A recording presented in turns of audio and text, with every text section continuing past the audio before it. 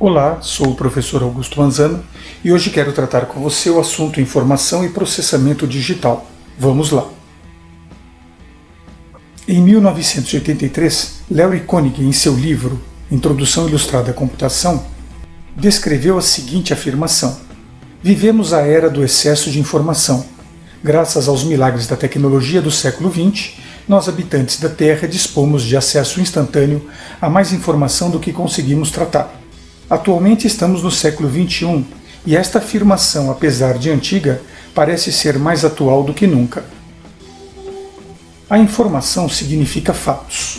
O tratamento de um grande conjunto de informação, ou seja, de um grande conjunto de fatos, necessita de um agente capaz de armazenar, classificar, qualificar, comparar, combinar e exibir essas informações em alta velocidade. E neste sentido, parecem ser os computadores os instrumentos mais adequados para esta distribuição. Isto justifica o motivo pelo qual os computadores estão presentes onde que a informação esteja, desde as grandes empresas até os relógios de pulso. Veja que esta afirmação vem da década de 80 do século XX. E hoje nós temos relógios dotados de sistema operacional Android, que são, na verdade, pequenos smartphones. O estudo da informação, teoria da informação, é proposta por Claude Shannon em 1948. E Shannon diz que a informação está presente sempre que um sinal é transmitido de um emissor para um receptor. O sinal pode estar assim definido na forma visual, verbal, musical e em outras diversas maneiras. Este pequeno diagrama mostra como uma informação pode ser transmitida entre um emissor e um receptor via um sinal, segundo a teoria de Claude Shannon. De fato, todas as formas de sinais podem ser gravados de alguma forma. O objetivo é poder transmitir a mesma informação várias vezes, da mesma forma a qual ela foi estabelecida. O número, por exemplo, é um conceito abstrato de informação, mas possui uma rara característica. Qualquer número pode ser representado com os dedos das mãos.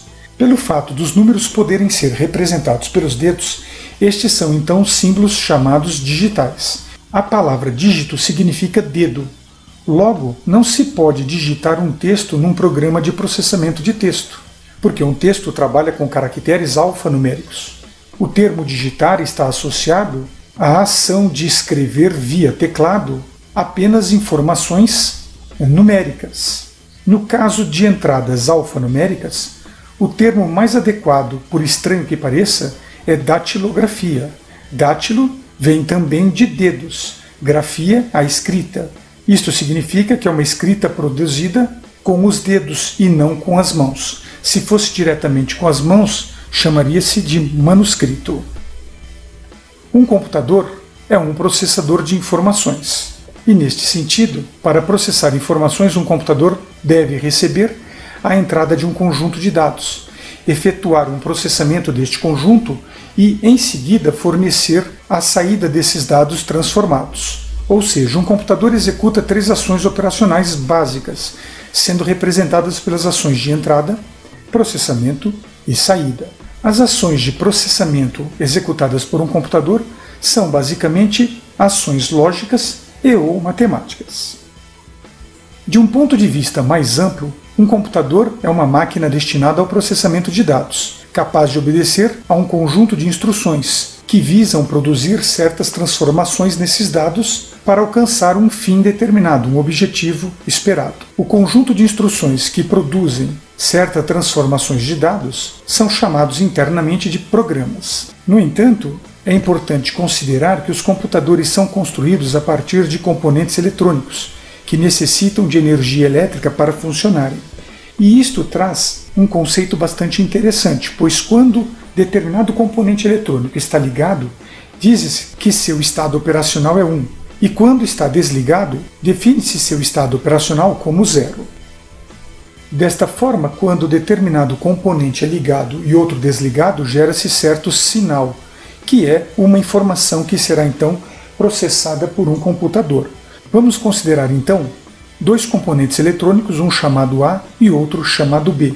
Desta forma é possível obter-se um conjunto de 4 tipos de sinais com essas informações. Observe a tabela abaixo. Se o componente A estiver ligado e o componente B estiver ligado, o sinal gerado será, por exemplo, 1 e 1. Mas, se o componente A estiver ligado e o componente B desligado, o sinal então gerado será um 0.